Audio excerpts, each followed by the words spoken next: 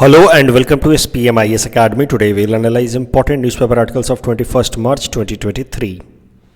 Please note you can download the PDF version of today's newspaper analysis by clicking the link given in the comment section.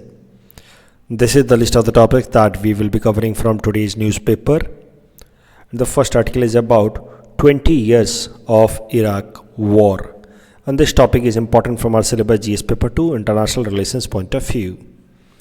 Iraq के बारे में पहले समझते हैं, इसका location देखते हैं. तो Iraq is a country in West Asia. ठीक है, एक साइड में वेस्ट एशिया का मेजर कंट्री है ईरान और दूसरे साइड में वेस्ट एशिया का दूसरा सबसे मेजर कंट्री है सऊदी अरबिया, और दोनों के बीच में सॉर्ट ऑफ सैंडविच्ड है इराक. पहले भी हम 3-4 दिनों पहले भी ये चर्चा कर चुके हैं जब हम लोग हूती रेबल्स के बारे में पढ़ रहे थे कि वेस्ट एशिया के पॉलिटिक्स में सबसे इम्पॉर्टेंट रोल प्ले करता है सिया सुन्नी कन्फ्लिक्ट. तो सिया और Sunni these are two sects within Islam. सारे वेस्ट एशियन कंट्रीज़ में ज़्यादातर देशों में आप देखेंगे कि Islam is the major religion that is followed except of course Israel. Israel में जूस कम्युनिटी के लोग हैं, कुछ पैलेस्टीनियंस भी रहते हैं जो इस्लाम को मानते हैं. अदरवाइज़ वेस्ट एशिया में जो मेजॉरिटी या जो मेन रिलीजन है वो है इस्लाम. लेकिन इस्लाम के अंदर भी दो सेक्ट हैं, मेन सेक्ट यहाँ पे सिया एंड सुन्नी. और वेस्ट एशिया के politics is divided on the Siya Sunni sect only. Iran के अंदर मेजॉरिटी पॉपुलेशन इज सिया, और ईरान जो है सिया पॉपुलेशन के देशों को लीड करता है. ईरान के अलावा सिया पॉपुलेशन वाले थोड़े बहुत सीरिया में दिखते हैं, जॉर्डन में दिखते हैं. वहीं सऊदी अरबिया की अगर बात की जाए तो it is the leader of Sunni countries, जिसमें यूएई, कतर, बहरीन, ओमान जैसे देश आ सकते हैं. तो ईरान की, जैसा मैंने आपको बताया, it is leader of Siya countries and Saudi Arabia is leader of Sunni countries. अब अगर बात की जाए इराक की, तो इराक के अंदर दोनों ही सेक्ट की जो पॉपुलेशन है वो एक ठीक ठाक से प्रोपोर्शन में है. For example if you see Iraq के अंदर 99% 99% पॉपुलेशन इज़ मुस्लिम पॉपुलेशन. तो लगभग सब लोग मुस्लिम पॉपुलेशन ही है यहाँ पे, लेकिन उसमें से लगभग 65 to 70% is Siya, while 30 to 35% is Sunni. यानी कि थोड़ा बहुत सुन्नी पॉपुलेशन भी है सऊदी अरबिया जैसा, और ठीक ठाक सा अच्छा खासा सिया पॉपुलेशन भी है ईरान जैसा. अब अगर बात की जाए इराक की, तो Iraq was ruled by a leader Saddam Hussain in the 90s. तो इराक से पहले आप जरा समझिए ईरान के पॉलिटिक्स के बारे में. इरानियन रिवॉल्यूशन के बारे में भी मैंने बताया है न्यूज़पेपर एनालिसिस में. यहाँ ब्रीफली रिवाइज करा देता हूँ क्योंकि आज का ये जो डिस्कशन है काफ़ी इंपॉर्टेंट है. इसकी मदद से हम वेस्ट एशिया के पॉलिटिक्स को अच्छे से समझेंगे. देखिए ईरान, ये जो आप देश देख रहे हैं ईरान, 1979 से पहले तक ईरान के बहुत अच्छे रिलेशंस थे यूएस के साथ, अमेरिका के साथ. अब आप बोलेंगे सर वेस्ट एशिया में आप यूएस को क्यों ला रहे हैं? तो देखिए अमेरिका का हमेशा से ही वेस्ट एशियन कंट्रीज़ में काफ़ी ज़्यादा इंटरेस्ट रहा है, उसकी पॉलिटिक्स में काफ़ी ज़्यादा इंटरेस्ट रहा है, और इसके पीछे मुख्य कारण हो सकता है वेस्ट एशिया का richness in oil and natural gas. This region is very much rich in oil and natural gas. और यूएस, वहाँ पे भी ऑयल नेचुरल गैस अच्छे खासा अबंडेंस में मिलता है, लेकिन यूएस की एक पॉलिसी रही है कि दुनिया की बाकी जगहों के ऑयल एंड नेचुरल गैस को पहले एग्जॉस्ट करा दिया जाए और फिर वो अपने ऑयल एंड नेचुरल गैस का यूटिलाइजेशन शुरू करे, सब सॉर्ट ऑफ मोनोपोलाइजेशन भी डेवलप कर पाए जब बाकी पूरे दुनिया भर में oil and natural gas deplete होने लगेंगे तब. तो इसी कारण से यूएस का काफ़ी ज़्यादा इंटरेस्ट रहता है वेस्ट एशिया के पॉलिटिक्स में. US maintained very good ties with Iran till 1979. Iran में एक रूलर थे शाह रेजा पहलवी, उनके साथ यूएस के काफ़ी अच्छी अंडरस्टैंडिंग थी. एंड शाह रेजा Pahlavi was a sort of dictator in Iran, और उसने कई सारे ऑयल एंड नेचुरल गैस के रिजर्व्स यूएस को काफ़ी कंसेशनल रेट्स पे दे रखे थे, जिस कारण से ईरान की इकॉनमी को नुकसान हो रहा था, जिस कारण से ईरान के अंदर एक मेजर रिवॉल्यूशन आया 1979 में. इसको हम लोग ईरानियन रिवॉल्यूशन, पर्शियन रिवॉल्यूशन या कल्चरल रिवॉल्यूशन नाम से जानते हैं. इस रिवॉल्यूशन में ईरान ने पूरी तरह से यूएस के साथ एक तरीके से हॉस्टिलिटी क्रिएट कर ली, अपने डिप्लोमेटिक रिलेशंस ब्रेक कर लिए। ईरान में जब ये रिवॉल्यूशन आया शाह रेजा पहलवी के ख़िलाफ़, जो एक तरीके से यूएस का बिठाया हुआ डिक्टेटर था, तो उसको जब लोगों ने रिप्लेस किया, तो उसी दौरान फिर ईरान के जो प्रोटेस्टर्स थे उन्होंने यूएस एम्बेसी पे भी अटैक किया, जिसके बाद यूएस के जो डिप्लोमेट्स थे दे somehow survived and escaped out of Iran. उसके बाद से यूएस और ईरान के रिलेशंस पूरी तरह से ख़राब हो गए। तो जब वेस्ट एशिया के पॉलिटिक्स में मैंने आपको बताया कि ईरान और सऊदी अरबिया के बीच में दुश्मनी होती है, रहती है अभी तक, और ईरान से संबंध खराब हो गए यूएस के, तो नेचुरल सी बात है कि US will start developing good ties with Saudi Arabia, and that is how US became strategic partner of Saudi Arabia. ये एक काफ़ी स्ट्रेंज सी बात है कि यूएस का projects itself as the greatest supporter of democracy across the world, लेकिन Saudi Arabia जहाँ पे सॉर्ट ऑफ डिक्टेटरशिप है या मोनार्की है, अल साउद फैमिली वहाँ पे रूल करती है, yet US maintains very good ties with Saudi Arabia. ये जो स्ट्रैटेजिक पार्टनरशिप है यूएस की सऊदी अरबिया के साथ, दैट इटसेल्फ टेल्स कि ये जितनी भी आइडियोलॉजीज हैं डेमोक्रेसी वगैरह इंटरनेशनल रिलेशंस में, they are just an idea or an excuse. World countries are guided by their national interest, और यूएस का नेशनल इंटरेस्ट अब पूरा होता है by aligning itself with Saudi Arabia, because US has hostility against Iran since 1979, and this is how ये West Asia की politics है, Iran versus Saudi Arabia, और उसमें यूएस का एंगल हमने देख लिया। अब बात करते हैं इराक की। इराक का जैसा कि मैंने आपको पहले ही बताया, इराक जो है वो थोड़े बहुत यहाँ पे सिया पॉपुलेशन भी है ठीक ठाक से, और सुन्नी पॉपुलेशन भी है, लेकिन इराक के अंदर लीडर जो रूल करते थे वो थे सद्दाम हुसैन, और Saddam Hussain himself was Sunni. तो अगर सुन्नी पॉपुलेशन देखा जाए तो वो माइनॉरिटी में है 30 to 35%, लेकिन the leader himself was Sunni. Sunni यानी कि सऊदी अरबिया के साथ उसके रिलेशंस अच्छे होंगे। तो अब जरा आप समझिए इराक की political and demographic structuring.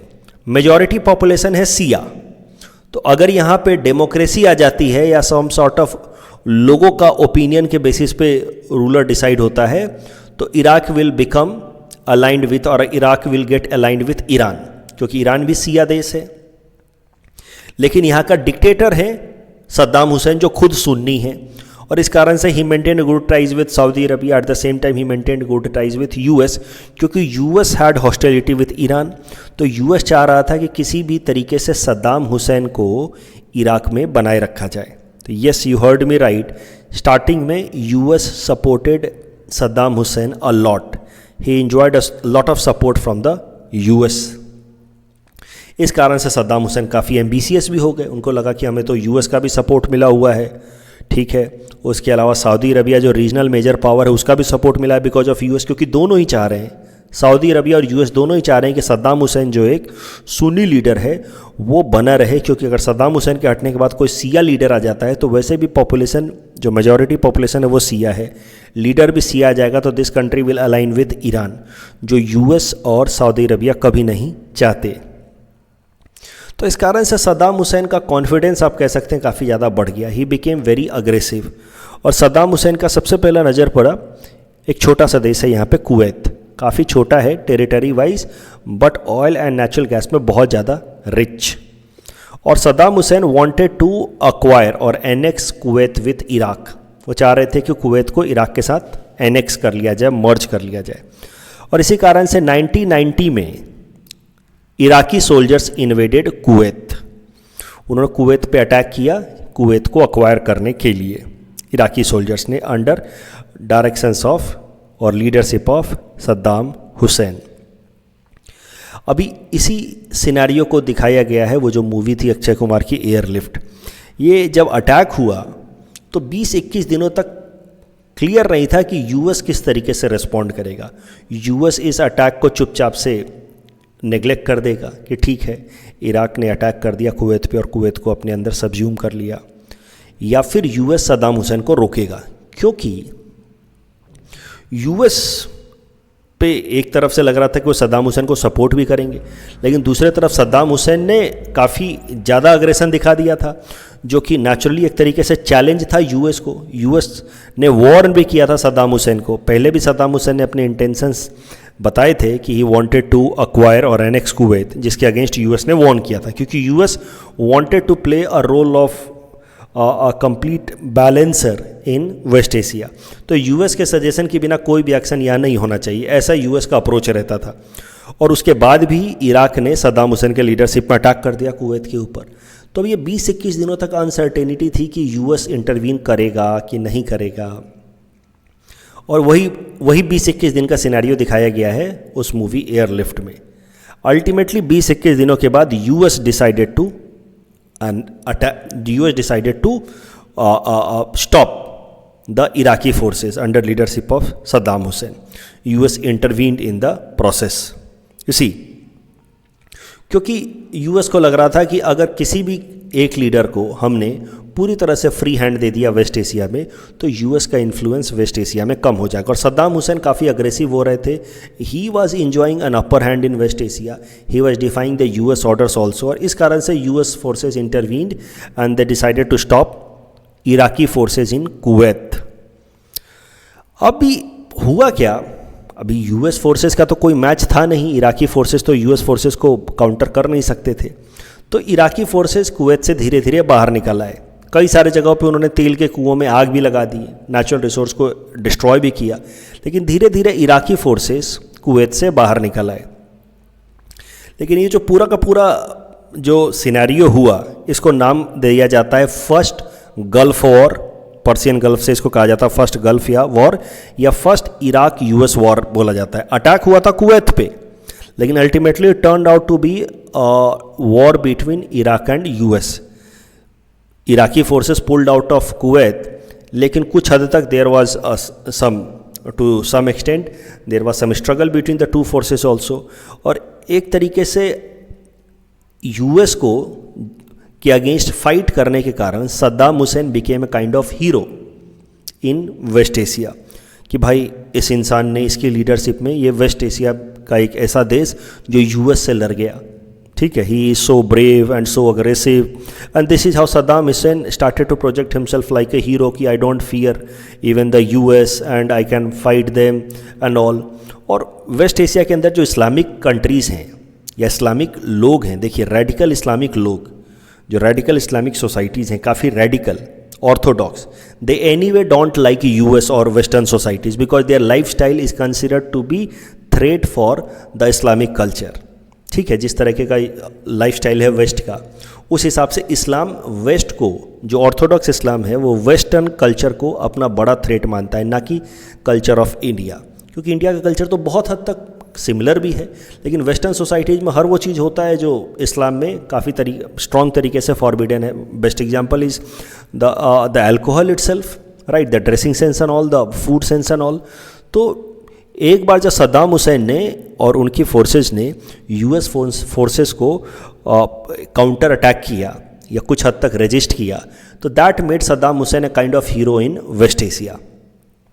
Saddam Hussein started personally insulting the US president of that time. उस टाइम के यूएस के प्रेसिडेंट थे जॉर्ज बुश, जो जॉर्ज बुश सीनियर, ये जो जॉर्ज बुश जिनको आप जानते होंगे, जो 2001 से लेकर के 2009 तक प्रेसिडेंट रहे, उनकी बात नहीं हो रही है। 2000 से लेकर के 2008 तक जो प्रेसिडेंट रहे, उनकी बात नहीं हो रही है, बात हो रही है जॉर्ज बुश सीनियर की, इनके पिताजी की। ये थे प्रेसिडेंट जॉर्ज बुश सीनियर उस वक्त जब फर्स्ट गल्फ वॉर लड़ा गया। और सद्दाम हुसैन ने इस पूरे जो वॉर को, गल्फ वॉर को या फर्स्ट इराक यूएस वॉर को, काफ़ी ज़्यादा पर्सनल लेवल तक लेके गए Saddam Hussain. You see, Saddam Hussain ने अपना नया जो पैलेस बनवाया, उसमें फ्लोर पे जॉर्ज बुश सीनियर का इमेज बनवाया, ताकि जो लोग भी आएँ वो इसके ऊपर से चल करके जाएं, जॉर्ज बुश सीनियर के इमेज के ऊपर से। तो मुद्दा ये है कि Saddam Hussain made the matter very personal. उनको क्या पता था सद्दाम हुसैन को कि बाप का बदला लेने के लिए बेटा बाद में फिर प्रेसिडेंट बन जाएगा, राइट। और हुआ भी ऐसा। The junior George Bush became president later on, right. The image of George Bush senior on the floor of Iraq palace you can see here. Later on junior George Bush became president from year 2000 to 2008. बाद में Obama came till 2016 and then Trump was there from 16 to 20, right? And then from 20 to 24 you have Joe Biden. George Bush Jr. became president later on. और ये जो junior George Bush हैं, इन्होंने 2003 में फैसला किया कि he will attack Iraq under leadership of Saddam Hussain. जो अटैक का ग्राउंड बताया गया, ऐसा नहीं है कि सिर्फ यूएस ने सीधा सीधा अटैक किया. अटैक का जो ग्राउंड बताया गया, सबसे पहले एक रिजोल्यूशन लाया गया यूनाइटेड नेशन सिक्योरिटी काउंसिल में 2002 में कि सद्दाम हुसैन के लीडरशिप में Iraq is developing weapon of mass destruction, chemical and biological weapon बना रहा है सद्दाम हुसैन, जो पूरे दुनिया के लिए खतरा हो सकता है. इस तरीके का एक रिजोल्यूशन लाया गया यूनाइटेड नेशन सिक्योरिटी काउंसिल में. उसके अलावा सद्दाम हुसैन एक डिक्टेटर है जो इराक के लोगों को एक्सप्लॉइट कर रहा है, इसलिए डिक्टेटरशिप को हटाना चाहिए, वहाँ पे डेमोक्रेसी लानी चाहिए for the sake of humanism. ये सब करके यूएस ने एक रिजोल्यूशन प्रपोज किया यूनाइटेड नेशन सिक्योरिटी काउंसिल में. फिर यूनाइटेड नेशन सिक्योरिटी काउंसिल ने सद्दाम हुसैन को एक अल्टीमेटम दिया कि आप रिस्पॉन्ड करें, आप इंटरनेशनल एजेंसीज़ को अलाउ करें अपने देश के अंदर सर्विलेंस करने के लिए, या आप कहीं केमिकल या बायोलॉजिकल वेपन तो नहीं बना रहे. उसके अलावा धीरे धीरे इन अ ग्रेजुअल या फेज्ड मैनर में आप अपने देश में डेमोक्रेसी लेकर के आएँ. नेचुरल सी बात है, Saddam Hussain rejected both these directions coming from United Nation Security council. तो जैसे ही ये रिजेक्शन आया, उसके बाद यूएस लेड फोर्सेस, यूएस के अलावा काफ़ी सारे नाटो कंट्रीज़ के जो फोर्सेस थे, they invaded Iraq for violating UNSC resolution, right. तो मुद्दा यह है कि जो एलिगेशंस लगाए गए सद्दाम हुसैन पे अटैक के पीछे, वो ये था कि सद्दाम हुसैन केमिकल या बायोलॉजिकल वेपन बना रहा है, या वहाँ पे वो अपने यहाँ पे लोगों को एक्सप्लॉइट कर रहा है डिक्टेटरशिप के अंतर्गत. लेकिन जो एक्सपर्ट्स हैं इंटरनेशनल रिलेशंस के, उनका मानना है कि बड़ा कारण ये था कि जो जूनियर जॉर्ज बुश हैं, जो उस टाइम में प्रेसिडेंट थे 2002 या 2003 में, he wanted to avenge his father's insult from Saddam Hussein. तो ये पर्सनल दुश्मनी निकालने के चक्कर में यूएस प्रेसिडेंट ने फैसला लिया कि अटैक करेंगे वो इराक के ऊपर. और बिल्कुल 20 साल पहले, आज से 20 साल पहले 19 मार्च 2003 को फैसला लिया गया कि US will lead the forces of NATO countries to attack Iraq. Saddam Hussein was captured, तो the leader of Iraq Saddam Hussein was captured, को ले गया यूएस में. फिर ट्रायल्स किए गए. ट्रायल्स में कभी भी सद्दाम हुसैन ने कोऑपरेट नहीं किया, और क्यों भी करे. Saddam Hussein never agreed to the ideas of US. Saddam Hussein always said कि आप फोर्सफुली अपने ओपिनियन को हमारे ऊपर इम्पोज कर रहे हैं, फोर्स्ड कर रहे हैं. And Saddam Hussain was later executed, hanged till death. अभी अगर देखा जाए ध्यान से कि यूएस ने क्या अचीव किया इस वॉर से, इराक वॉर से, तो यू विल फाइंड कि it achieved nothing, rather things went to become worse. You see, Saddam Hussein के लीडरशिप में Iraq was quite stable country, quite developed one also. You see, ये images आपको सब कुछ बता देंगी. वहाँ के जो हेरिटेज साइट्स हैं, they were well preserved, and people had a good life. Women had freedom during the regime of Saddam Hussain. आप जा करके देखेंगे इंटरनेट पे तो आपको पता चलेगा कि Saddam Hussain was not very Orthodox as far as women freedom is concerned. He was not like ISIS and all. तो women enjoyed a lot of freedom and liberty under the regime of Saddam Hussein. Saddam Hussein के गिरने के बाद जब US ने attack किया और Saddam Hussain को हटा दिया, उसके बाद जो सबसे बड़ी प्रॉब्लम हुई वो हुई उस एरिया में लॉलेसनेस, इराक के अंदर लॉलेसनेस. और लॉलेसनेस का नतीजा हुआ कि जो लोकल टेररिस्ट ग्रुप था ISIS, it got an opportunity to stabilize itself and then started the rise of ISIS, जिसको आप इस्लामिक स्टेट नाम से भी जानते हैं. तो इस्लामिक स्टेट का राइज और सद्दाम हुसैन का डिक्लाइन, दोनों को आप लिंक करके देख सकते हैं. क्योंकि सद्दाम हुसैन जैसा स्ट्रॉन्ग लीडर के होते हुए इराक जैसे देश में आइसिस जैसा टेररिस्ट ग्रुप कभी भी स्ट्रॉन्ग नहीं हो सकता था. So complete lawlessness in the country, anarchy in the country and the rise of ISIS, that became a kind of threat for entire world. क्योंकि इस एरिया में पूरी तरह से एनार्की फैल चुकी थी. आइसिस को सेफ ब्रीडिंग ग्राउंड मिल गया to prosper, and that is how by 2010 ISIS became a threat for entire world. बाद में यूएस और रसिया जैसे देश भी साथ आए in order to curb the rise of ISIS.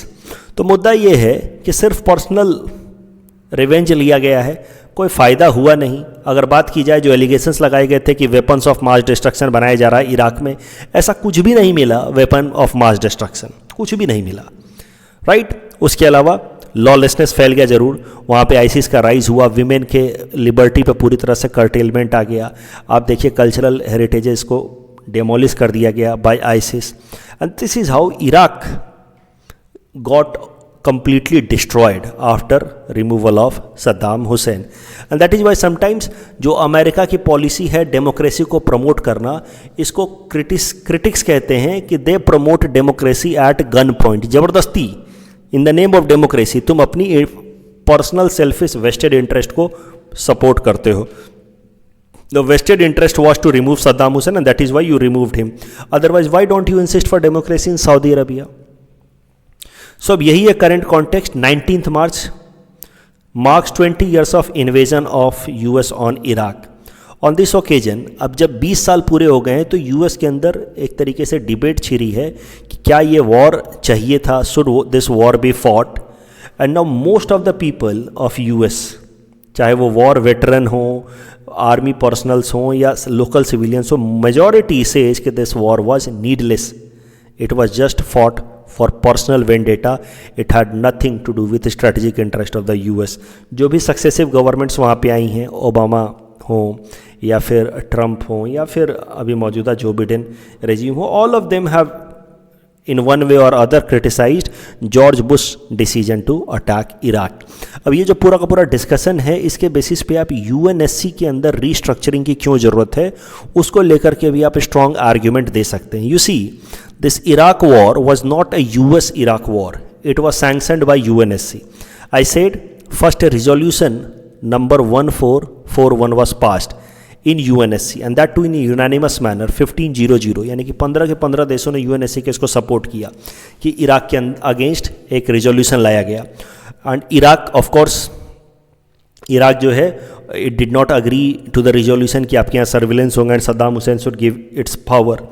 तो this is how Iraq war proves, जो इराक के ऊपर बाद में यूएस ने अटैक किया, this attack was sanctioned by United Nation Security Council. बाद में इसको लेकर के डिस्प्यूट किया जाता है कि नहीं नहीं यूनाइटेड नेशन सिक्योरिटी काउंसिल ने नहीं सैंक्शन किया था, मतलब ये यूएस लेड वॉर था, but that is not true. The first resolution was passed by UNSC itself, right, resolution number 1441। बाद में US led war happened on Iraq. तो ultimately this war could be blamed for to UNSC and UNSC में भी ये resolution इसलिए पास हो पाया because UNSC के अंदर डेमोक्रेटिक डिसीजन मेकिंग अभी नहीं हो रहा है। Few countries have immense power in UNSC and that is how they use UNSC as per their vested interest. And this Iraq war proves कि immense power concentration in the hands of few countries, especially the P5 countries in UNSC, it proves कि it is catastrophic for entire world. The way it happened in Iraq, the similar way things are unfolding in different parts of the world where these 5 countries are using their immense power at UNSC to promote their vested interest, and that in many cases are leading to many negative outcomes for other countries of the world, and that is why we need to democratize United Nations Security Council. तो Iraq war की मदद से आप इस बात को भी argue कर सकते हैं कि यूनाइटेड नेशन सिक्योरिटी काउंसिल को डेमोक्रेटाइज करने की क्यों ज़रूरत है, वहाँ पे इंडिया जैसे देशों को परमानेंट रिप्रेजेंटेशन देने की क्यों ज़रूरत है। The next article is about tremendous rise in sugar exports from India in last 5 years. This topic is important from our syllabus GS paper 3 Indian economy point of view. ये data बहुत कुछ बता देगा। इंडिया से अगर exports की बात की जाए शुगर की, तो 2016-17 साल 2016-17 में 0.46 लाख टन्स हमने एक्सपोर्ट किया था शुगर का, और वो बढ़ करके हो गया 2021-22 में 110 लाख टन।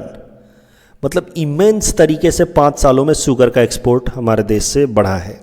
शुगर में भी वाइट शुगर और रॉ शुगर, 2 तरीके के शुगर एक्सपोर्ट होते हैं, दोनों के बारे में हम आगे देखेंगे। रॉ शुगर तो हम लगभग ना के बराबर एक्सपोर्ट करते थे पहले, रॉ शुगर भी अच्छा खासा हम एक्सपोर्ट करने लगे और वाइट शुगर का भी एक्सपोर्ट काफ़ी ज़्यादा बढ़ा है। और इसके साथ ही India has become world's number 2 country in sugar export, only next to Brazil. तो ब्राज़ील काफ़ी आगे है, हम लोग 110 लाख टन के आसपास है, ब्राज़ील का लगभग 255 या 260 लाख टन है। India is way ahead of other countries like Thailand and Australia. India से ज़्यादातर इंपोर्ट जाता है to countries like Indonesia, Bangladesh, Saudi Arabia, Iraq and all. अगर बात की जाए इंडिया से एक्सपोर्ट की, तो India exports both raw and white sugar. Raw and white sugar होता क्या है?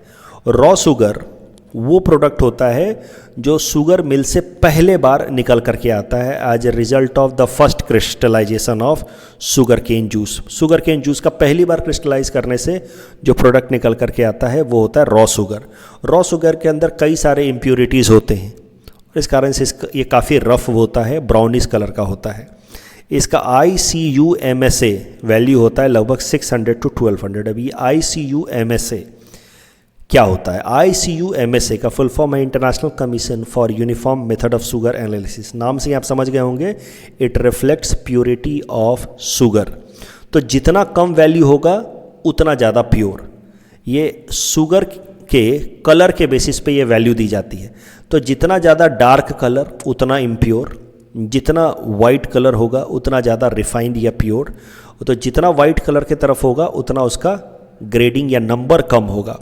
तो ये जो रॉ शुगर होता है उसका ICU-MSA वैल्यू होता है लगभग 600 to 1200, मतलब ये इम्प्योर है और इसी कारण से इसका कलर भी काफ़ी डेंस है।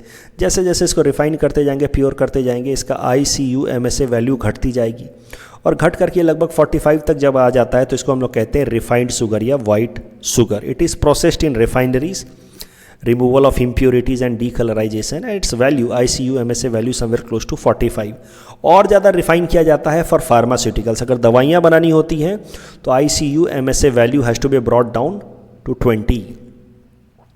ठीक है, तो 2017-18 तक अगर बात की जाए तो India hardly exported raw sugar. हम लोग 2017-18 तक तो मेनली वाइट शुगर एक्सपोर्ट करते थे। India mainly shift white sugar और उसका भी ICU-MSA वैल्यू 100 to लगभग 150 हुआ करता था। दैट इज़ वाई हम लोग जो वाइट शुगर एक्सपोर्ट करते थे उसका स्टैंडर्ड वैल्यू होता है, ICU-MSA वैल्यू होता है 45, लेकिन हम लोग एक्सपोर्ट करते थे 100 से 150 के आसपास का। That is why it was referred as low quality white sugar in international market, जिस कारण से हमारा एक्सपोर्ट कम था। लेकिन फिर 2016-17 में भारत सरकार ने एक इनिशिएटिव लिया, एक जॉइंट कमेटी बनाई गई। इस जॉइंट कमेटी ने Indonesia, Malaysia, south Korea, China, Bangladesh जैसे देशों को विजिट किया और समझने की कोशिश की कि अपने देश के शुगर एक्सपोर्ट को हम कैसे बढ़ा सकते हैं। फिर कुछ कुछ चीज़ें हाईलाइट की इस जॉइंट कमेटी ने। सबसे पहली बात हाईलाइट की गई टाइम विंडो की। यू सी, इंडिया जो है नदर्न हेमिस्फीयर में है, ब्राज़ील सदर्न हेमिस्फीयर में। और ब्राज़ील के यहाँ या ब्राज़ील के अंदर जो शुगर केन प्रोड्यूस होने का जो साइकिल होता है वो होता है अप्रैल टू नवंबर, जबकि हमारे यहाँ पे शुगर केन प्रोड्यूस होने का और क्रश करने का जो साइकिल है वो अक्टूबर से अप्रैल। तो जो ब्राज़ील का साइकिल है उसका बिल्कुल अपोजिट साइकिल है इंडिया का। इसको हाईलाइट किया ये जॉइंट कमेटी ने कि जब जब ब्राज़ील का एक्सपोर्ट दुनिया भर में कम हो उस टाइम में इंडियन शुगर केन का एक्सपोर्ट को बढ़ा देना in order to utilize Brazil's off season sugar cane export. दूसरा, ब्राज़ील की तुलना में हमारे जो पोर्ट्स हैं they are very close to South Asian ports. जैसे कि बात की जाए कांडला या मुंद्रा पोर्ट ऑफ इंडिया और JNPT Jawaharlal Nehru port trust of India is very close to Indonesian port of सिवानदान। पहुंचने में 13 से 15 दिन लगता है, जबकि ब्राज़ील के सैंटोस पोर्ट से यहाँ पहुँचने में 43 to 45 डेज लगते। तो इसका भी फ़ायदा उठाने की कोशिश की जाए, यह हाईलाइट किया जॉइंट कमेटी ने। तीसरा, Indian sugar is free from dextran. Dextran is a bacterial compound formed when sugar cane stays in the sun for too long after harvesting. तो ये तीनों एडवांटेजेस हैं इंडियन शुगर के। इसको लेकर के जॉइंट कमेटी ने अवेयरनेस क्रिएट किया कि भाई देखो ये 3 एडवांटेज हैं, इस तरीके से अपने साइकिल पे फोकस करो। जब ब्राज़ील नहीं एक्सपोर्ट कर रहा तब अपना फोकस करो, अपने प्रोडक्ट को हाईलाइट करो कि इसमें डेक्सट्रैन नहीं है, और ट्रांसपोर्टेशन कॉस्ट को हाईलाइट करो कि हमें ट्रांसपोर्टेशन कॉस्ट कम लग रहा है। इन सब चीज़ों को लेकर के अवेयरनेस क्रिएट की, जिस कारण से हमारा शुगर केन का एक्सपोर्ट या शुगर का एक्सपोर्ट काफ़ी ज़्यादा बढ़ गया है सिंस देन। तो thanks to this joint committee created by the government. Second, Indonesia जो हमारा देश का सबसे बड़ा इंपोर्टर है शुगर का, उसने भी कई सारे नॉर्म्स में बदलाव किए हैं। ICU-MSA नॉर्म्स में भी काफ़ी ज़्यादा उसने बदलाव किया है। मतलब इंडियन प्रोडक्ट्स को इंपोर्ट करने के लिए उसने नॉर्म्स को थोड़ा रिलैक्स किया है। उसके अलावा इंडिया से जो आने वाला रॉ शुगर है उसमें इंपोर्ट ड्यूटी को 15% से घटा के 5% किया। ये सब कारण है इंडिया के साथ उसके ट्रेड बढ़ने का शुगर में, इंडिया से एक्सपोर्ट बढ़ने का इन शुगर टू इंडोनेशिया। इस टॉपिक के बेसिस पे प्रीलिम्स प्रैक्टिस क्वेश्चन हमने आपको दे रखा है। Please attempt this question and you can submit the answer in the comment section. The next article is about sand battery and this topic is important from our syllabus GS paper 3 science and technology point of view. News ये निकल कर के आ रही है कि Finland has installed world's first sand battery. Sand battery की खासियत क्या होती है? सैंड बैटरी की खासियत ये होती है कि सैंड की मदद से इसमें बहुत टाइम तक हीट स्टोर किया जा सकता है। तो रिन्यूएबल एनर्जी की मदद से, ये जैसे सोलर एनर्जी या विंड एनर्जी की मदद से एनर्जी प्रोड्यूस किया गया, राइट। इस एनर्जी का सीधा सीधा कुछ इस्तेमाल कर लिया गया। You see energy produce, solar panel और विंड टर्बाइन जनरेट इलेक्ट्रिसिटी। इस इलेक्ट्रिसिटी का कुछ सीधा सीधा इस्तेमाल कर लिया गया। Some directly used while some of the electricity will be used to store in the form of heat in this sand battery. Heat के फॉर्मेट में सैंड बैटरी के अंदर इकट्ठा कर लिया जाएगा और बाद में ऑफ सीजन में, जब मान लीजिए, देखिए रिन्यूएबल एनर्जी की सबसे बड़ी प्रॉब्लम क्या होती है कि ये सीजनल होते हैं। जो विंड वाले मंथ्स होंगे वहाँ पे विंड एनर्जी अच्छी खासी बनेगी, जो समर का टाइम होगा उसमें सोलर एनर्जी अच्छी खासी मिलेगी, लेकिन बाद में ये फिर जब ऑफ सीजन में ना ही सोलर एनर्जी मिलेगा ना विंड एनर्जी मिलेगा। तो इसी चीज़ को एड्रेस करने के लिए कि the renewable energy sources are cyclic or seasonal in nature, इस चीज़ को एड्रेस करने के लिए, इस प्रॉब्लम को एड्रेस करने के लिए ऑफ रिन्यूएबल एनर्जी ये सैंड बैटरी बनाया गया, जिसमें इलेक्ट्रिसिटी जो प्रोड्यूस किया जाएगा रिन्यूएबल एनर्जी से उसको कुछ डायरेक्टली यूज़ किया जाएगा और कुछ स्टोर कर लिया जाएगा इन the form of heat in this sand battery. क्योंकि सैंड की खासियत क्या होती है, ये 600 डिग्री सेल्सियस तक हीट हो सकता है बिना बॉयल हुए, मेल्ट हुए, और इसकी हीट कंडक्टिविटी भी लो है, यानी कि एक बार गर्म कर दिया तो जल्दी ठंडा नहीं होगा। तो इस तरीके से सैंड को हीट कर लिया गया और जब ऑफ सीजन आएगा रिन्यूएबल एनर्जी का, उस टाइम में इस हीट एनर्जी का इस्तेमाल किया जाएगा वापस से एनर्जी सप्लाई के लिए। तो ये हीट सैंड तो है, हीटेड है, इस सैंड की मदद से हॉट वाटर सप्लाई किया जाएगा।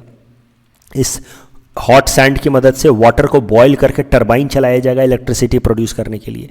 And this is how the sand battery will work. तो this sand battery will have different components like sand silo, electrical air heater, air to water heat exchanger, ये सब चीज़ होगी ही। सबसे बड़ी खासियत ये है कि ये जो विंड एनर्जी है या सोलर एनर्जी है, ये प्रोडक्शन करके कुछ डायरेक्ट इस्तेमाल किया जाएगा। 30% will directly be used and 70% will be stored in this sand battery and will be used when the solar energy and wind energy are not in season or are not able to supply power. इस topic के basis पे prelims practice question हमने आपको दे रखा है। Please attempt this question and you can submit the answer in the comment section. The next article is about butterfly eco park. This topic is important from prelims exam point of view. देखिए त्रिपुरा के अंदर है Trishna wild life sanctuary and Bison National Park. यहाँ पे Trishna wild life sanctuary and Bison National park बिल्कुल border पे है, India Bangladesh border पे, और यहीं पे बनाया गया है नॉर्थ ईस्ट का पहला बटरफ्लाई पार्क। तृष्णा वाइल्ड लाइफ सेंचुरी में नॉर्थ ईस्ट का पहला बटरफ्लाई पार्क है on the India Bangladesh international border. बनाया तो इसको 2016 में किया था, हाल फिलहाल में न्यूज़ में आया है। तो इस कारण से हो सकता है आपसे पीटी में पूछ ले, नॉर्थ ईस्ट का पहला butterfly park, one and the only butterfly park of North East is Trishna wild life sanctuary which is on India Bangladesh border. Butterflies की अगर बात की जाए तो उनका लाइफ स्पैन तो काफ़ी कम होता है, 15 से 30 दिनों का होता है। But as per environment experts these butterflies are indicator species. Indicator species means they indicate health of a particular ecosystem. If butterflies are present in an ecosystem, that means that ecosystem is healthy. कल जो हमने आपको practice question दिया था उसका answer देख लेते हैं। पहला स्टेटमेंट सही है, बाकी दोनों दूसरा और तीसरा गलत है इस क्वेश्चन में। और आईसीसी को लेकर के भी पहला स्टेटमेंट सही है। आपको पता है ICC is governed by Rome statute not Vienna convention and India is neither signatory not ratified. किसी बच्चे ने पूछा था साइन और रेटिफिकेशन का अंतर क्या है। देखिए किसी भी इंटरनेशनल लॉ को एग्जीक्यूटिव साइन करके आते हैं उसके बाद देश के अंदर पार्लियामेंट उसको रेटिफाई करता है कि हाँ हम इस लॉ को मानने वाले हैं या नहीं मानने वाले हैं। तो 2 स्टेप के बाद ही कोई इंटरनेशनल लॉ फॉलो होता है। India is neither sign not ratified, so correct answer is option A, reach out scheme is associated with earth sciences. That's all from our side for today, thanks for watching.